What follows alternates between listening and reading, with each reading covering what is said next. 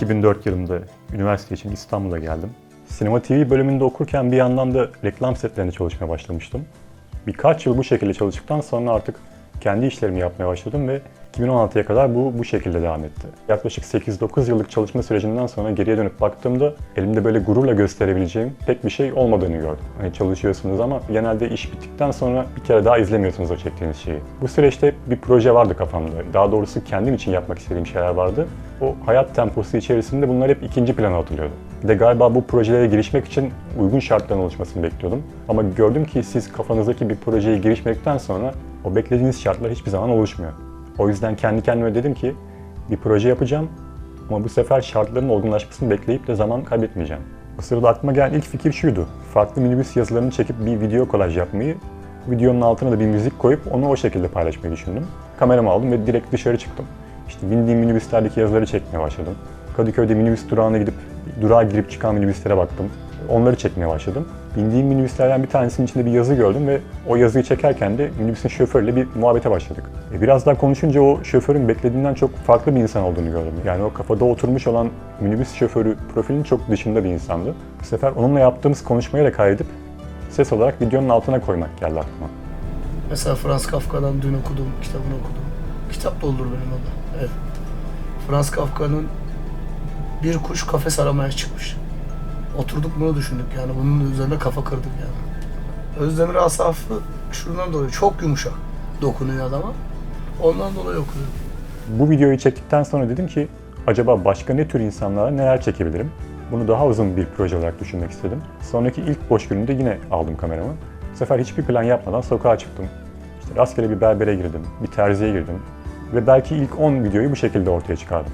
Amacım bu hikayeleri teker teker yayınlarken bir yandan da yeni hikayeler çekmekti. Bu sefer günlük hayatımda sokaktaki yürüyüş tarzım değişti. Yani önceden yere işte veya telefonuma bakarak yürürken bu sefer sağa sola, insanlara, dükkanlara bakarak yürümeye başladım. Bir yandan elimdeki hikayeler de tükenmeye başladığı için oyalanmak gibi bir şansım zaten yoktu. İnsanlar genelde bu hikayeler nasıl bulunuyor diye soruyor. Hikayeleri birçok farklı şekilde buldum aslında. Yani bazen haber sitelerini karıştırdım. Konuyla ilgili kitaplar araştırdım. Çevremdeki insanlara danıştım. Olmadı annemi çektim, babamı çektim, dedemi, anneannemi çektim. Hiçbir şey bulamadıysam da sokağa çıkıp şansımı denedim. Bunun bir örneği Filipinli Hasan hikayesidir mesela. Evet, sizi tanıyabilir miyiz? Ben Hasan Ahmet, Filipinli. Hikaye bulmak için çıktığım bir gün Eminönü Haliç arasında gezinirken denk gelmiştim kendisine. Kitap hikayesi yine aynı şekilde Adana'da gezerken bulduğum bir hikayedir. Yani hedefim şuydu aslında. Sonuçta ben bu yöntemlerle projeyi kendi kendime bir yere kadar götürebilirdim. Ama bu projeyi bir şekilde duyurabilirsem izleyen insanlardan da öneriler gelecektir diye düşündüm. Ve zamanla kafamdaki bu sistem aslında oturmaya başladı. Yani evet bu projeyi tek başıma yürütüyorum ama bunun yanında artık bana hikaye bulma konusunda yardım eden bir izleyici kitlesi, yani görünmeyen bir ekip de var işin arkasında. Hatta bu ekip sadece hikaye önermekle kalmayıp yayınlanan hikayelere altyazıların eklenmesinden bu altyazıların farklı dillere çevrilmesi gibi konularda bile bana yardım ediyor. Projeye aslında insanların sahip çıkması, bana yardımı dokunan en büyük şey oldu diyebilirim. Bana önerilen bir hikaye olduğunda öncelikle o önerilen kişiye ulaşıp projeden bahsediyorum. Çekime ikna edebilirsem adresini alıp nerede olursa olsun oraya gitmeye çalışıyorum. Tabii gitmeden önce o kişiye özel sorular da hazırlıyorum konuyla ilgili. Sonrasında da çektiğim tüm bu hikayeleri tek tek montajlıyorum. Renk düzeltme konusunda olsun, müzik seçiminde olsun hepsine aynı özeni göstermeye çalışıyorum. Yayından önce altyazıları da ekleyip sosyal medya adreslerinde paylaşımları yine kendim yapıyorum. Yani bir hikaye bu şekilde ortaya çıkmış oluyor.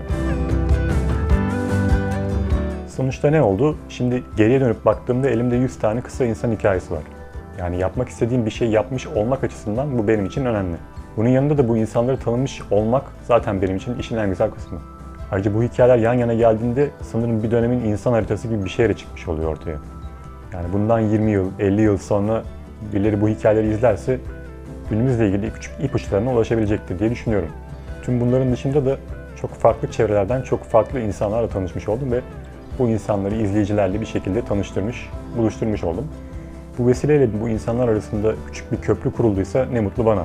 Çektiğim insanlar bize yabancı insanlar değil aslında. Hepsi yolda, sokakta gördüğümüz ama konuşmadığımız insanlar. Karşımızdaki kişi hangi alanda ne işle uğraşıyor olursa olsun onun hayatından çıkartacak bir ders olduğunu, yani onunla ortak bir noktada buluşabileceğimizi düşünüyorum. Bu açıdan bu proje normal şartlarda birbiriyle konuşmayacak insanlar arasında bir diyalog aracılığı görüyor da diyebilirim. Paylaştığım hikayelerdeki kişilere ulaşmak için onların iletişim bilgilerini soran insanları gördükçe bunu daha iyi anlıyorum aslında. Bunun yanında projenin kendi kendine gelişen bir sosyal sorumluluk tarafı da oldu. Başlangıçta böyle bir şey aklımda yoktu ama bu biraz da insanların duyarlılığıyla ilgili. Mesela paylaştığım Kamber amca hikayesinden sonra ona kitap yollamak isteyen insanlardan bana o kadar çok mail geldi ki daha sonra Kamber amca ile konuştuğumda bana artık dükkanında neredeyse kitap koyacak yer kalmadığını söylemişti. Bitirdim. Aferin ya, sen kralsın kral. Sen var ya, sen kralsın. Çikolata aldın mı bugün? Almıştım ben. Aferin. Yani hikayelerin bir yandan da insanlarda bir sosyal sorumluluk duygusu uyandırıyor olması benim için ayrı bir mutluluk kaynağı. Ben bu projeye ilk başladığımda çevremden şöyle tepkiler gelmişti. Tamam bunları yapıyorsun, 5 tane oldu, 10 tane oldu ama nereye kadar çekeceksin ki diye soranlar olmuştu. Açıkçası başladığım gün bana 100 tane hikaye çeker misin diye sorsa ben de bir durup düşünürdüm. Çünkü haftaya ne yayınlayacağım stresi her zaman oldu. Hala da var. Şu an bile 2 hafta sonrasının hikayesinin ne olacağını bilmiyorum. Çünkü yok yani. Bu tempoda tek başıma çalışıyor olduğum için ister istemez böyle bir düzen oluştu ama ne kadar stresli de olsa neredeyse her hafta ortaya yeni bir hikaye çıkarmayı başarabildim. Bazen ya çekecek konu kalmazsa korkusuna düştüğüm de oldu ama projenin kaynağı insan olduğu için ve her insan özünde bir farklılık barındırdığı için şunu gördüm ki insan olduğu sürece hikayede olacaktır.